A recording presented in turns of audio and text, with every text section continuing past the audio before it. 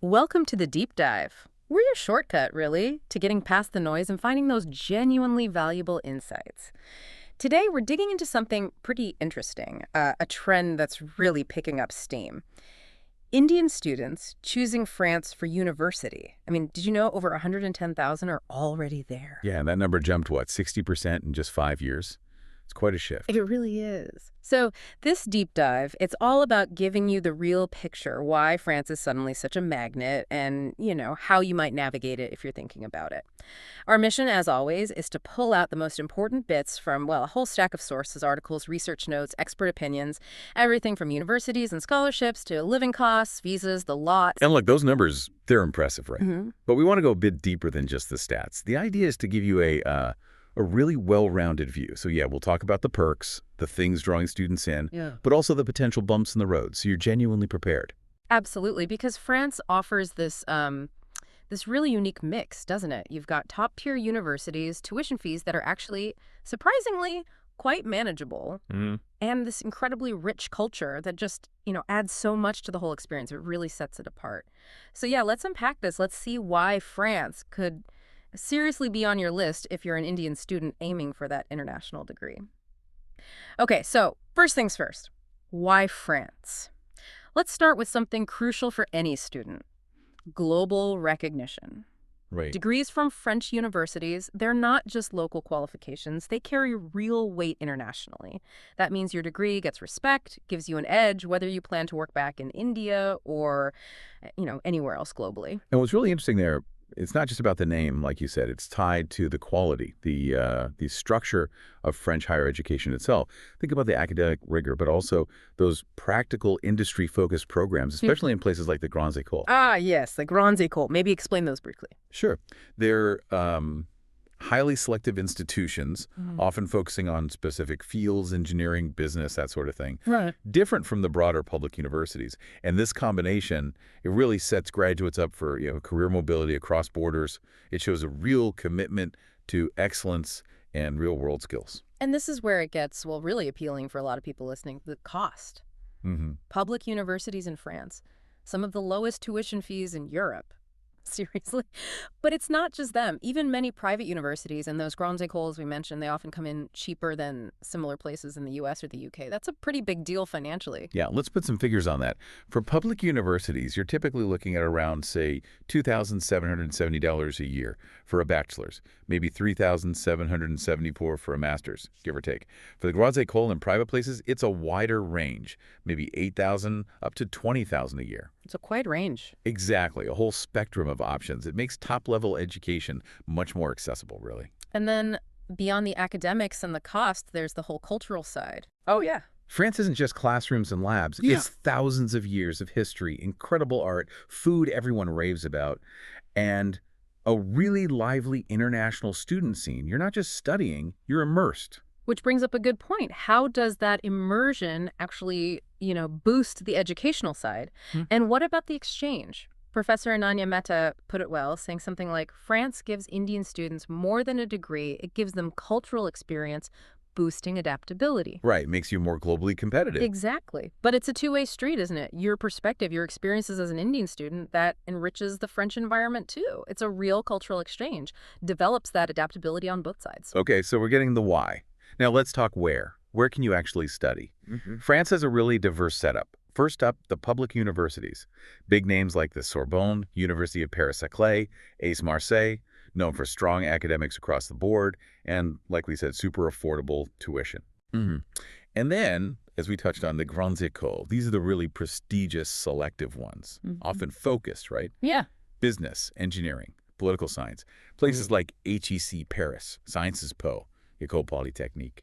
You see this structure: broad excellence in public unis, then this specialized, intense training, often with great industry connections, in the Grandes Écoles. And if you're aiming for business or management, France is a powerhouse. Definitely. Some of the world's best business schools are there. INSEAD, ESSEC, SEHEHA. Consistently top-ranked globally. So what are Indian students typically going for? What are the popular courses? Well, engineering and technology is huge, and no surprise, French institutions are top-notch, especially in areas like automotive, aerospace, IT. Think Airbus, Renault. those kinds of industry links. Makes sense. Business and management, of course, Yeah. MBAs, masters in management, French ones are globally recognized. Right. Then you have arts and humanities. Perfect if you're into fashion, design, film. Drawing on that incredible French heritage. In science and research. Lots of investment in modern facilities, attracting students in physics, medicine, biotech. Yeah. So a really wide range. Yeah, and a key point here, something like 60% of programs are now taught primarily in English. Wow, 60%. That's massive. It is. Makes it way more accessible for international students, though, learning some French is still super valuable, as we'll get to. Okay, the big question. Money. How much does it really cost? And maybe more importantly, how do you pay for it? We mentioned tuition, a few thousand euros at public unis, up to maybe 20K at some private places or grandes écoles, but that's just one part, right? Exactly. You've got to factor in the cost of living. Accommodation, that could be anywhere from, say, $250 to $700 a month. Big range, depending on the city type of place. Right, Paris versus Lyon, for example. Totally. Then food, transport. Maybe 300 to 500 euro a month. Health insurance, another 200 to 400 euro a year, roughly. So realistically, we usually tell students to budget somewhere between 800 and 1,200 euros a month for everything, just to be safe. Okay, 800 to 1,200 euros a month. But the good news is you don't necessarily have to find all that yourself. Let's talk scholarships for Indian students. Yes, there are quite a few good options. You've got government scholarships, like the big Eiffel Excellence Scholarship, and the Sharpak Scholarship, which is fantastic because it's specifically for Indian students. That's a key one, supported by the French Embassy in India. Really significant. Definitely. Then many university scholarships too, right? Tuition waivers, merit grants directly from the schools. And don't forget external scholarships. Things like Erasmus Plus can offer extra funding too. So lots of avenues, but how do you actually get one? What's the trick? Well, there's no magic trick, but the absolute key is applying early. Right. Really early. And Campus France, that's the official agency promoting French higher ed, they are an amazing resource. They list tons of opportunities, application advice. Definitely your first stop. Right, Campus France. Got it. So you've got your mission, maybe some funding. Next up, the practical stuff. Getting there, living there. Let's start with the student visa. Okay. Two main types you'll likely encounter. Short stay, if your program's under 3 months, but most degree students need the long stay visa, the VLSTS. That stands for Visa de Long Séjour, Volant Titre de Séjour. Basically, it's your visa and your initial residence permit rolled into one. Okay, VLSTS. And what do you generally need for that? Usual suspects, your official acceptance letter, proof you can support yourself financially, health insurance details, your academic transcripts. The standard stuff, mostly. Any visa tips? Common mistakes to avoid. Oh, yeah. Number one tip, apply early. Seriously, give yourself plenty of time. Second, get your documents perfect. Absolutely meticulous. Double-check everything. And be ready for an interview at VFS France. The most common reasons for delays, or worse, rejections. Incomplete paperwork or unclear proof of funds. Preparation is everything here. Good advice. So once you're there, what's life in France like for an Indian student? Is it all Paris? Not at all. Paris is amazing, of course, great for business, art. But there are other fantastic student cities. Lyon, for instance, is known for being more affordable, really welcoming vibe. Toulouse is often called the city of students, huge student population. Grenoble's excellent for science and research. Lots of choice. Worth looking beyond the capital then. Definitely. And something that helps manage the budget once you're there is part-time work. Right. Students can work. Up to 964 hours a year. That works out to about 20 hours a week, roughly. It can make a real difference to your living expenses, plus you get some work experience. And what about fitting in the cultural integration part? Best advice, be proactive. Join student clubs, go to university events, and crucially, take those French classes if you can. It just opens up so many more connections. Even if your course is in English. Especially then. Honestly, learning even basic French before you go. It'll make your daily life, shopping, navigating, just chatting, so much easier and richer. It tackles one of the biggest hurdles students sometimes face. A little French goes a really, really long way. Okay, looking further ahead, graduation. What about career opportunities? This is a strong point for France. Yeah. After you finish your studies, you as an Indian student can apply for a short-term residency permit, specifically to look for a job. Oh, that's useful. Yeah, it's a dedicated pathway. And industries like engineering, IT, finance, luxury management, they actively recruit international graduates. These are areas where France really excels globally. So that French degree really can be a launch pad into an international career. Absolutely. It shows how the system isn't just about academics. It's geared towards producing graduates who are competitive globally. Especially from those grandes écoles and top business schools, it delivers on that promise of, global exposure and career building. Let's make this concrete. Tell us about Rohan from Bangalore. Right. Rohan, good example. He aimed high, went to HEC Paris top business school for his master's in management. Crucially, he won a Sharpak Award, which really helped with the fees. Then, after graduating, he used his network, the skills he gained, landed a great internship as consultant in Paris with the big multinational. That internship turned into a full-time job. Perfect. That really shows the pathway, doesn't it? Leverage the education, get the funding support, find the career. Exactly. It illustrates how Indian students can really use the French system to build international careers. Now, while the opportunities are clearly huge, we should also talk about the other side, the common challenges. Right. It's important to be realistic. It's not always smooth sailing. So what are the typical problems people run into?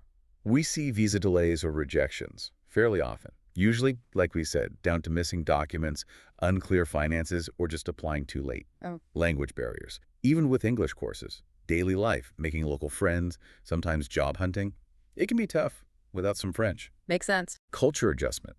It's different. Lifestyle, how classes work, social norms. It takes time to adapt. Cost of living unpredictability. Sometimes housing or just daily stuff ends up costing more than expected if you haven't budgeted carefully. Mm-hmm. Relying on incomplete guidance, maybe using outdated info from websites or friends who went years ago, things change. And finally, limited networking. Not making those connections early on with other students, alumni, that can limit opportunities later. Okay, so those are the potential pitfalls. Yeah. But knowing them is half the battle. Let's move to the solutions. Your management tips to navigate these. Exactly. Understanding the risks is step one. Step two is having proactive strategies. We've boiled down quite a few tips. Maybe we can group them. Good idea. Let's start with pre-departure planning. What are the absolute must-dos before you even leave India? Okay, 3 big ones. 1, apply for everything uni, scholarships 8 to 12 months early. Seriously. 2, start learning basic French before you go. Even just survival French makes a difference. 3, hunt for scholarships early, use Campus France. Yeah. And link to that, get your financial proof for the visa absolutely spot on. Check, double check. Right. Apply early, learn French basics, nail the finances. Got it. Now, what about managing life and logistics once you're actually in France? Okay, on the ground. Budget, realistically, that 800, 1,200 euro a month is a good target. Look for housing through CRUS first. That's the Student Services Body. It's usually cheaper than private rentals. CRUS? Okay. Get a French bank account set up quickly. Makes life much easier. And register for health insurance immediately. It's mandatory anyway. Makes sense. Bank, insurance, housing via CRUS, budget. And finally, how do you actually thrive? Integration and support. Yeah, this is key. Use alumni networks. They've been there, done that. Their advice is gold. Keep an eye on Campus France India events, great for info and connecting. And, importantly, find that balance. Focus on studies, yes, but use that part-time work allowance, up to 20 hours a week if you need it, and really make an effort to join in social events, cultural stuff. That's how you integrate and actually enjoy it. That's fantastic, really practical stuff. And this brings us nicely to Ria from Bangalore. Her story really highlights this, doesn't it? It really does. Ria aimed for a master's in data science in Lyon. Smart move. She started learning French months before leaving. Applied early via Campus France, landed a solid $7,000 scholarship. Great. She budgeted carefully, found accommodation through CRUS, plugged into local alumni groups. Result? Super smooth transition. Compared to her colleague. Yeah, her colleague apparently applied late, missed the CRUS deadlines, ended up paying way more for private housing, felt isolated. It's way more stressful. The difference is night and day. Planning clearly matters. A lot. Hugely. Which leads to thinking about the different points of view. You hear students talk about the low tuition as the massive win. Sure. Others focus on the amazing research quality or the career doors it opens, both valid.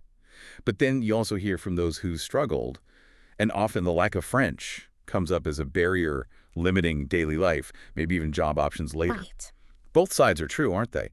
being prepared, doing that planning like Ria, means you avoid the common pitfalls and get to actually enjoy all the benefits France offers. You turn those potential negatives into positives.